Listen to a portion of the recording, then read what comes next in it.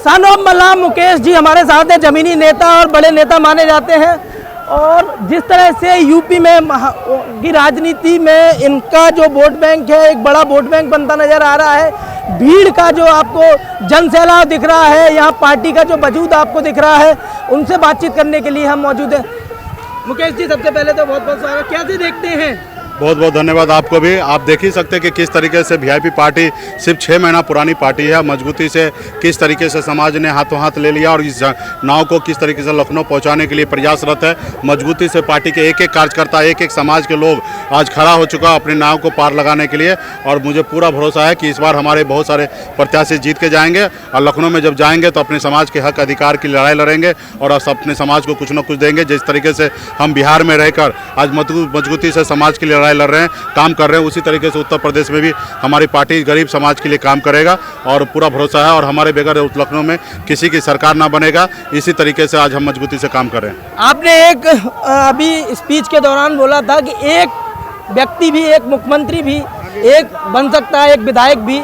मधु कोड़ा का एग्जाम्पल दिया, झारखंड के मुख्यमंत्री बने। और एक देखिए, लोकतंत्र में जब सरकार बनना होता है तो वहाँ पे बहुमत की आवश्यकता गिरता है। अब बहुमत बराबरी से एक वोट एक्स्ट्रा होना चाहिए और कहीं कहीं पे ऐसा हो जाता है कि टाई हो जाता है, बीच में अटक जाता है और वहाँ पे एक वोट का भी बहुत बड़ा वैल्यू होता है। तो मधु कोड़ा जी के पास एक विधायक जीत के आए थे निर्दलीय और वहाँ पे सरकार नहीं बन रहा था, तो विपक्ष वाले ने उनको सरकार का ऑफर देकर उनको सरकार बनाया, मुख्यमंत्री बनाया और वहाँ पे एक विधायक बन के भी मुख्यमंत्री बना।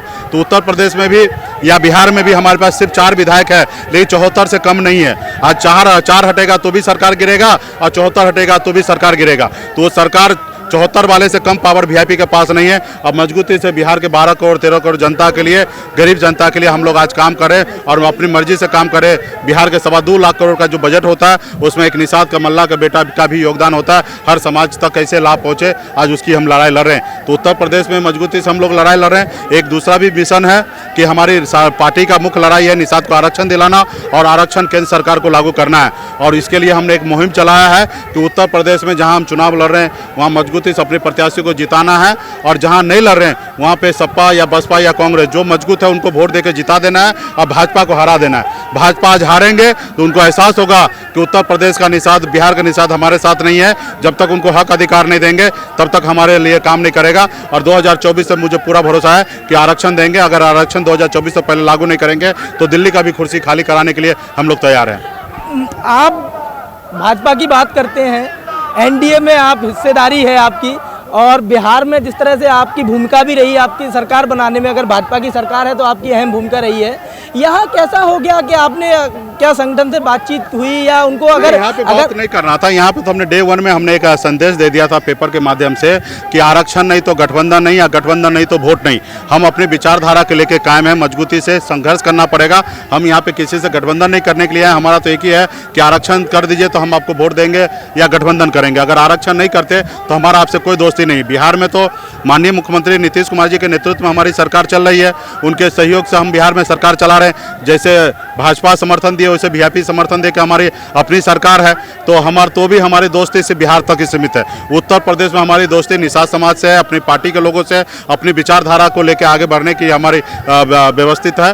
तो हम लोग आने वाले समय में मजबूती से काम कर रहे हैं और भारतीय जनता पार्टी से हमें वो कोई लेना देना नहीं है। वो जिसको एहसास होगा उसको हमारे काम करेंगे। अंतिम सवाल हमारा आपसे, जब आप बिहार की राजनीति में आपने पदार्पण किया था, बहुत सारे लोग राजनीति जानकार थे, उन्होंने बोला यहाँ से गया हुआ लड़का और मुंबई से सारी चीज़ें अपनी कर्मभूमि और जन्मभूमि से जोड़ के देखता है।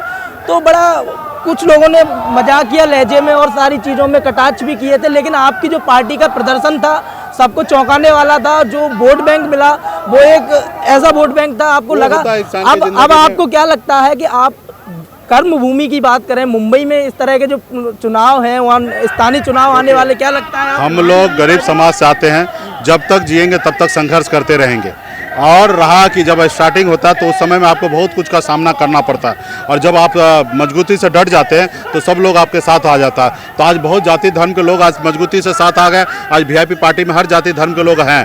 तो ये सब चीज़ें ज़िंदगी का एक पार्ट है, उसमें होते रहता है, लेकिन बशर्ते आप कितना अच्छा काम कर पाते। धन्यवाद, शुक्रिया। ये थे हमारे साथ मुकेश सहनी, जिन्होंने बताया किस तरह से यहाँ पर जो उत्तर प्रदेश की राजनीति में है वो अलग राजनीति देखने को मिलेगी और इस बार भाजपा को मुंहतोड़ जवाब मिलेगा। और अगर बिहार की बात की जाए तो बिहार में जिस तरह से इनकी पार्टी और ये खुद कैबिनेट मंत्री का दर्जा प्राप्त हैं, अपने सहयोगी संवाददाता रवि शर्मा के साथ सक्षम न्यूज इंडिया उत्तर प्रदेश।